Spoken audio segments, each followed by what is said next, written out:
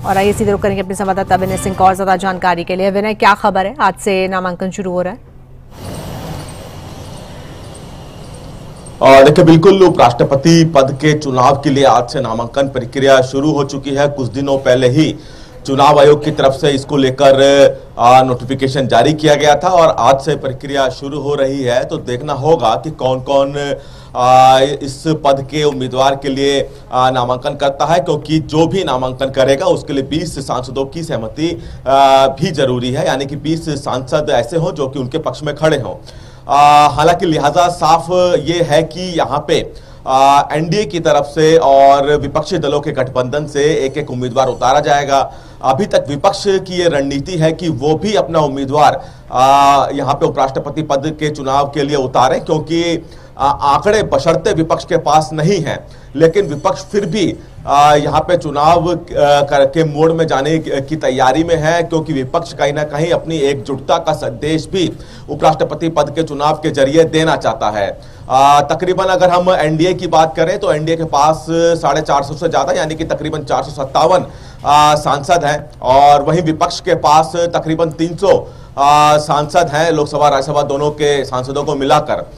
तो ऐसे में लाजमी है कि आंकड़े एनडीए के पक्ष में जाते हैं और जो भी एनडीए का उम्मीदवार होगा उपराष्ट्रपति पद के लिए उसका जीतना भी लगभग तय है। लेकिन विपक्ष अपनी एकजुटता का संदेश यहाँ पे देना चाहता है और देखना चाहता है कि जब वोटिंग होगी तो कौन कौन यहाँ पे किसके पक्ष में पाले में वोट डालता है, क्योंकि आंकड़े यहाँ पे बहुत अहम है। क्योंकि इससे पहले जब जगदीप धनखड़ जब उम्मीदवार थे और विपक्ष की तरफ से मार्गरेट अल्वा जब उम्मीदवार थी, तब भी जगदीप धनखड़ चूंकि एनडीए के उम्मीदवार थे उनकी जीत हुई थी, लेकिन विपक्ष ने तब भी अपना उम्मीदवार उतारा था और इसी तरह की रणनीति इस बार भी विपक्ष करने की तैयारी में है। अब चूंकि आज से चुनाव के जो उम्मीदवार होंगे उनके नामांकन प्रक्रिया शुरू हुई है, तो अभी देखना होगा कि कौन कौन इस पद में नामांकन करता है विपक्ष की तरफ से और एनडीए की तरफ से कौन यहाँ पे नामांकन करता है। चूंकि जो उम्मीदवार होगा वो भी काफी सोच समझ के दोनों राजनीतिक गठबंधनों की तरफ से उतारा जाएगा, चाहे एनडीए की बात की जाए, विपक्षी दल इंडी गठबंधन की बात की जाए। राजनीतिक समीकरण को साधते हुए यहाँ पे उम्मीदवार दोनों गुटों की तरफ से उतारा जाएगा। बिहार चुनाव इसमें एक अहम कहीं ना कहीं रहेगा दृष्टिकोण कि बिहार चुनाव को ध्यान में रखते हुए माना जा रहा है कि एनडीए की तरफ से अपना उम्मीदवार उतारा जा सकता है। लेकिन सूत्रों के हवाले से कोई जानकारी विनय कि एनडीए किस पर विचार कर सकती है, किसको उतार सकती है उम्मीदवार के तौर पर? और देखिए, कई नामों पे चर्चा है, हालांकि फिलहाल ये चर्चा है, लेकिन आखिरी मोहर जब नामांकन होगा तब ही लगेगी और एनडीए की तरफ से इसका बाकायदा औपचारिक ऐलान भी किया जाएगा किसको उम्मीदवार उतारने जा रहे हैं।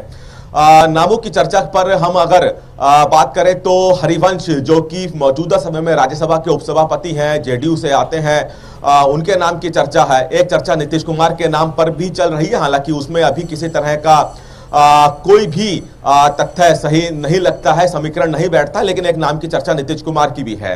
वहीं दूसरी तरफ अगर हम बात करें तो बीजेपी कहीं ना कहीं जो जम्मू कश्मीर के उपराज्यपाल मनोज सिन्हा है, चूंकि उनका बतौर उपराज्यपाल जम्मू कश्मीर के कार्यकाल का जो समय है वो भी पूरा होने वाला है, तो मनोज सिन्हा के नाम की भी चर्चा है और वहीं बिहार के गवर्नर आरिफ मोहम्मद खान के नाम की भी चर्चा है। हालांकि बहुत से नाम हैं इन चर्चाओं में, लेकिन एनडीए तय करेगा कि किसको उम्मीदवार उतारना है और बीजेपी चाहेगी कि किसी वरिष्ठ और ऐसे व्यक्ति को, चूंकि जो भी उपराष्ट्रपति बनेगा लाजमी है कि वो राज्यसभा का सभापति भी होगा, तो राज्यसभा भी सही तरीके से चले, वो भी यहाँ पे एनडीए गठबंधन की तरफ से देखा जाएगा। तो कई समीकरण को ध्यान में रखते हुए, चूंकि बिहार चुनाव भी है, तो इसलिए बार बार कहा जा रहा है कि कई समीकरणों को ध्यान में रखते हुए एनडीए की तरफ से यहाँ उम्मीदवार उतारा जाएगा। ठीक है, शुक्रिया आपका विनय इस जानकारी।